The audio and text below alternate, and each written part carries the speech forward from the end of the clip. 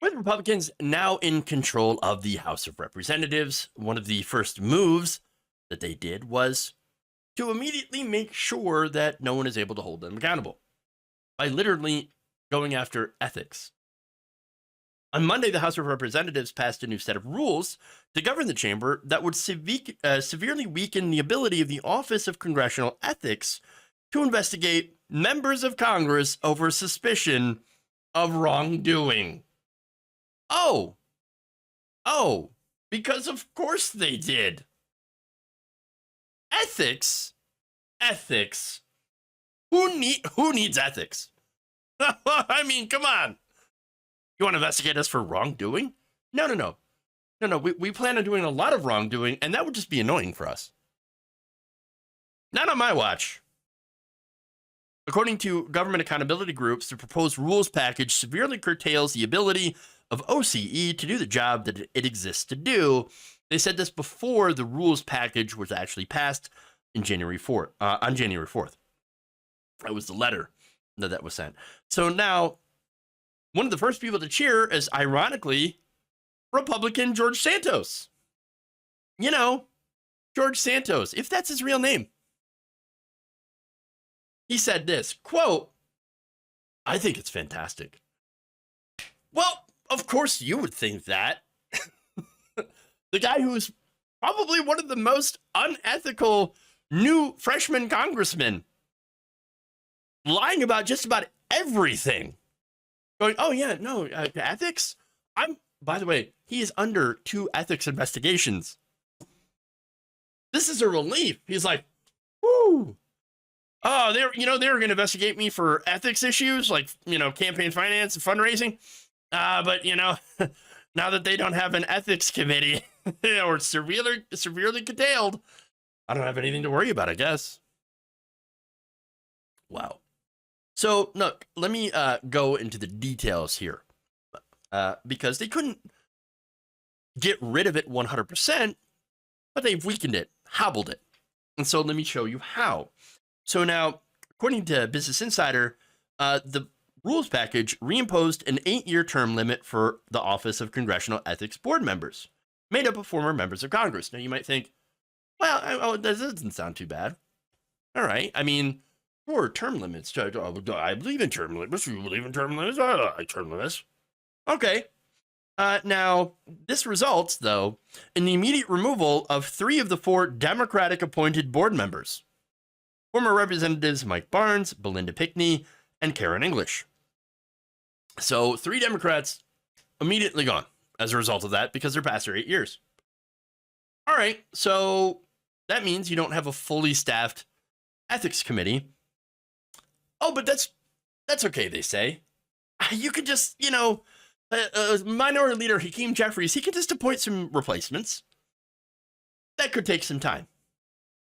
The new rules also prevent the office from hiring new staff after 1 month and require 4 board members to sign off on any staffing decision. Oh, okay. So wait, now you have to have everyone else. If I had the Democrats, and then the Republicans that are left on the board have to sign off on the replacements. Interesting. Now, this means that the office, which is just 1 investigative counsel on staff and is actively seeking to hire 2 more, likely will not have enough time to hire new staff or be able to fill any vacancies that might come within the next 2 years. Not months, years. Basically, you know what? The next election, we're going to have no ethics investigations for 2 years. Genius. Taken together, according to Insider, the rules will make it extraordinarily difficult for the body, which otherwise operates independently of Congress and has generally appeared more effective at investigating allegations of wrongdoing than the self-policing ethics committees in the House or Senate. This is important because it was an independent agency to have the resources it needs to carry out its work.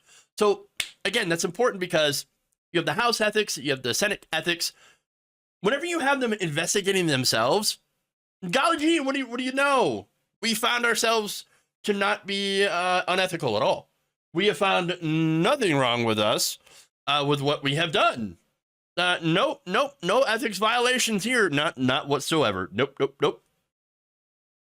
But this one, again, it was independent of Congress, and they did actually do investigations of both Democrats and Republicans. But again, the whole point was to hobble this because they think, well, that's going to be a threat. I don't want people investigating me. Now, the changes came just days after Santos, who was reported by multiple news outlets to have lied about much of his background, is under investigation in multiple countries, one of them being Brazil, and faces at least 2 Office of Congressional Ethics complaints related to financial disclosures, was sworn into Congress. I've got more quotes from him. But this is the guy who lied about everything. And he's now getting a free pass thanks to McCarthy and the rest of the House Republicans. You know what they said? We do not give a damn. George Santos, you're a liar? Welcome to the Republican Party. You are home, son. By the way, it's important to note that George Santos, when he actually did vote, because he missed a couple of votes, because when they called his name, he did not respond. But when he did vote, he voted for McCarthy. There's more. He disagreed, apparently, to Insider with the idea that the office would be weakened by these rules, saying, quote, I think it just gives them more power. How does that work? How does weakening them give them more power?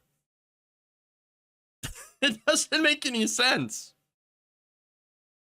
He also said the rules wouldn't allow people to sit there without term limits, apparently referring to the board members. I believe in term limits.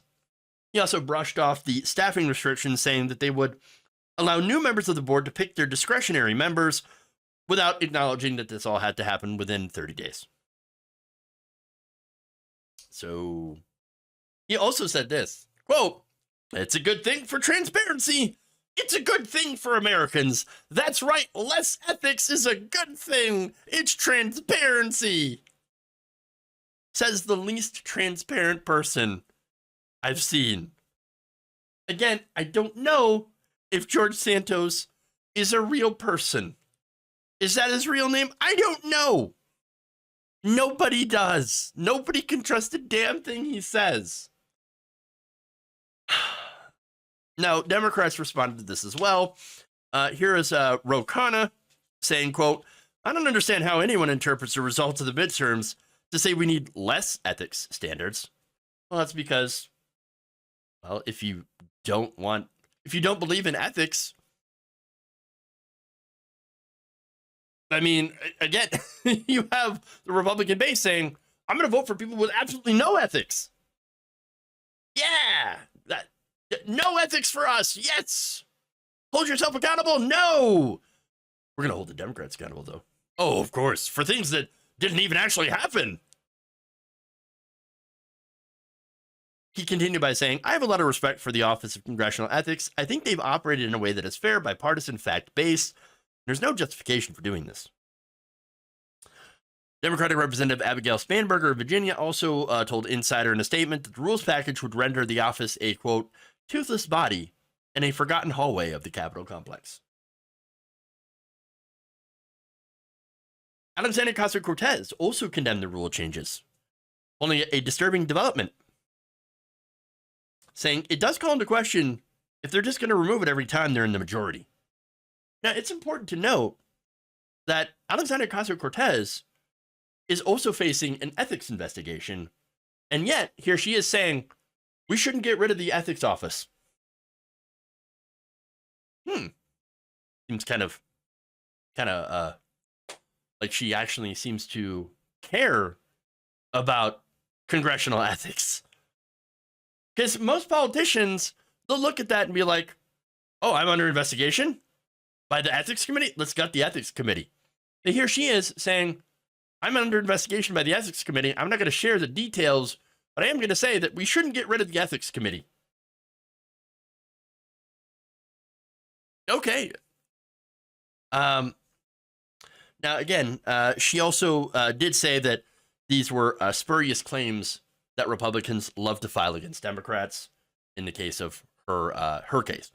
But anyway, the Office of Congressional Ethics, according to Insider, has allowed for public accountability of several members of Congress during the past 2 years, and here's some examples.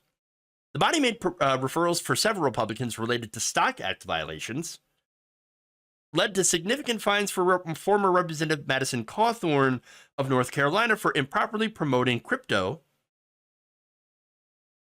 and referred a case against Democratic Representative Alexandria Ocasio-Cortez, as I mentioned before. So, look, they don't just go after Republicans, they go after Democrats as well. And so, seems like it's kind of necessary. But let's get to the reason why they're getting rid of it.